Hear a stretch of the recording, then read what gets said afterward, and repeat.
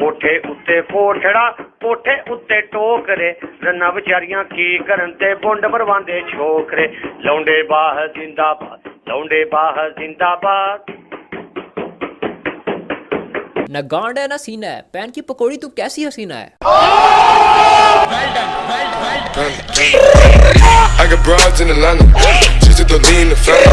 हाँ तो भाई कैसे हो आप सब। तो यार मैंने सुना कि टिकटॉक एक मरतबा फिर बैन हो गई है। महबूब के बंद रखियो तो मुखे भी तंग कयो तो ना गजन दिन था गांडा जन मुजा साड़ा आंडा कदी टर दी दो सन टांडा जन मुजा साड़ा आंडा कदी टर दी दो सन टांडा। रुको जरा सब्र करो। लेकिन इसके साथ साथ मैंने ये भी सुना कि टिकटॉक वापस अनबैन भी हो गई है।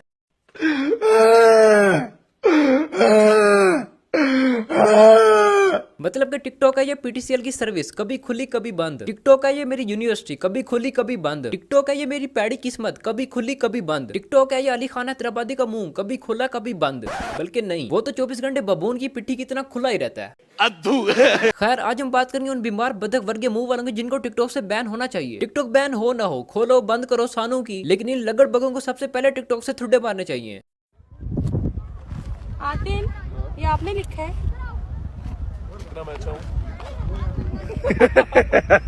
मुझे लगा आपने लिखा है। सही है बेटा सही है। आखिर क्या जरूरत थी इस तरह साइड से सिनेमैटिक शॉट निकालने की। मैं तो कहता हूँ दो टाउन के बीच से ही कैमरा निकाल लेते, जिधर 1 मिलियन व्यूज आए उधर 2 मिलियन आए थे। मस्त प्लान है। अगर कभी बगैरत हस्बैंड ऑफ द ईयर नहीं बल्कि बगैरत हस्बैंड ऑफ द सेंचुरी का अवार्ड इंट्रोड्यूस हुआ तो वो सबसे पहले मिलेगा हमारे अल्ट्रा प्रोमैक्स बगैरत आदिल राजपूत को।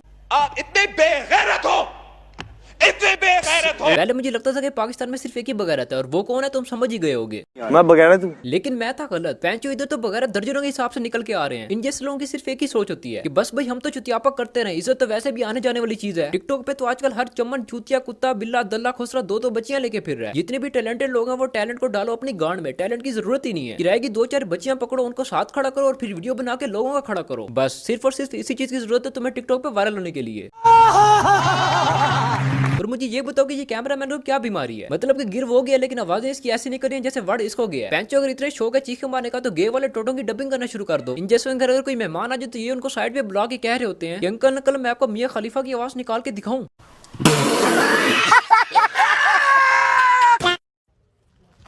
जी आदिल भाई कैसे फील कर रहे हैं यहाँ पे आके।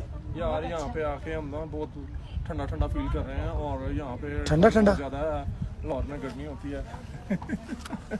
इस बंदे को तो तुम लोग जानते ही होगे। हाँ ये वही बंदा जिससे एक्सीडेंट हुआ था और ये मर गया था और फिर दोबारा से इसका पूनम जन्म हुआ था। आदिल नहीं रहे। इनकी हरकतें देख के अब मुझे ये लग रहा है कि आदिल तो रह गए लेकिन आदिल में शर्म और गैरत नहीं रही। तुम्हें शर्म है, कुछ शर्म आया है।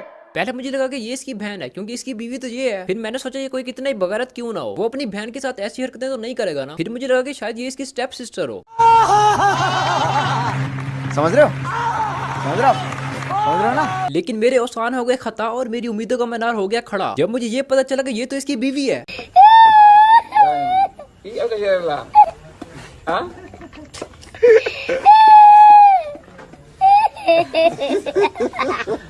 अब तुम लोगों को मैं बताता हूँ कि मेरे औसान खता क्यों हुए। वो इसलिए कि इसकी पहले ही एक बीवी है जिसने इसको मार के व्यूज कमाए।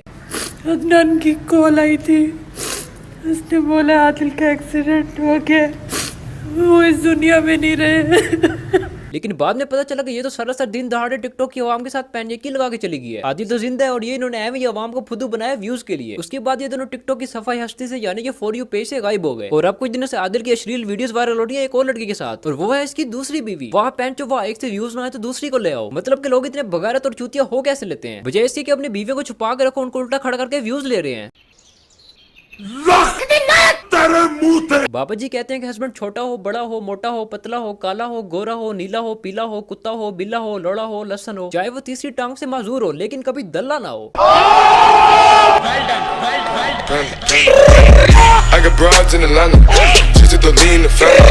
अब मैं तुम लोगों को ये बताता हूँ कि मेरी उम्मीदों का मीनार खड़ा क्यों हुआ। सबसे पहले मैंने इसकी शक्ल देखी, फिर आधा घंटा आराम और सुकून से बैठ के मैंने गालियां सोची, फिर आधे घंटे की सोची हुई गालियां मैंने 2 मिनट में इसको एमिनेम वाले स्टाइल में सारी की सारी दे दी। उसके बाद तसल्ली और सुकून से बैठ के मैंने ये सोचा कि अगर इस जंग लगी हुई दरवाजे की कुंडी वर्गे मुंह वाले को 2-2 लड़कियां मिल सकती हैं तो मुझे क्यों नहीं। इस चीज से मेरे अरमान और उम्मीद जाग उठी थी। अब ये अलग बात है कि मेरी उम्मीदों पे हमेशा पानी फिरता है।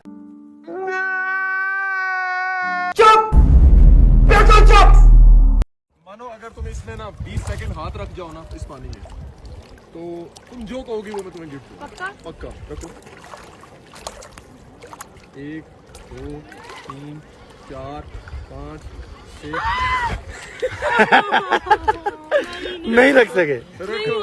गाइस बर्फ से भी ठंडा पानी। यार बाकी सब छोड़ो, नजारा चेक करो कितना सेक्सी आ रहा है। समझ रहे हो? वैसे मैं पीछे पहाड़ों की बात कर रहा हूँ, पता नहीं तुम लोग क्या सोच रहे हो। हटो गंदी सोच।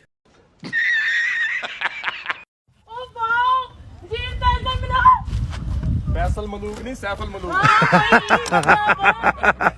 फैसल मलूक। मुझे पता है कि ये वीडियो तुम भी देख रहे हो और मैं भी देख रहा हूँ। तुम्हारा भी दिल कर रहा होगा और मेरा भी दिल कर रहा है कि यही पत्थर उठा के इस पे तेल और थुक लगा के गर्म करके कैमरामैन की टुई में घुसा देना चाहिए, जो कि जानबूझ के इस तरह की और इस एंगल से वीडियो बना रहा है कि देखने वालों की हसरतों का मीनार खड़ा हो जाए, और वो भी दिल ही दिल में बोले कि यार कितनी प्यारी जगह है, हमने भी यहाँ पे जाना है।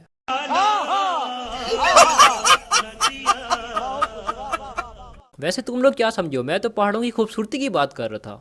बड़ा हरामी हो बेटा। डोली, नदीम नानी वाले को ये जवाब मत देना। मेरे अबू ने भी मुझे इजाजत दी है, आपका मेरे बारे में क्या ख्याल है डोली? ओ बाबे कुछ तो ख्याल कर। टांगों के साथ साथ तेरा आधा बदन भी कब्र में ही है और अपनी हरकतें देख। बाबा उसको चाहिए मेरे जैसा, और तू एवं ही बीच में अपनी टांग जिसपे तू सही से खड़ा भी नहीं हो सकना वो अड़ा रहा है। बड़ा होना जरूरी नहीं है, खड़ा होना जरूरी है अपने पैरों पे। गोडों में पानी तेरे उतनी बचाओ ना जितनी आदिल राजपूत में गैरत, मतलब थोड़ा सा भी नहीं। लेकिन इसके बावजूद भी तुझे चाहिए लड़की। सही बता रहा हूँ, जिस दिन मिल गई ना उसने तुझे गोडों के बीच फंसा के मार देना है। और फिर अखबार में खबर छपी होनी है कि एक बाबा सांस ना आने की वजह से इस दुनिया फानी से कूच कर गया। खत्म, bye bye, tata, goodbye, गया। तो बस यार आज के लिए इतना ही।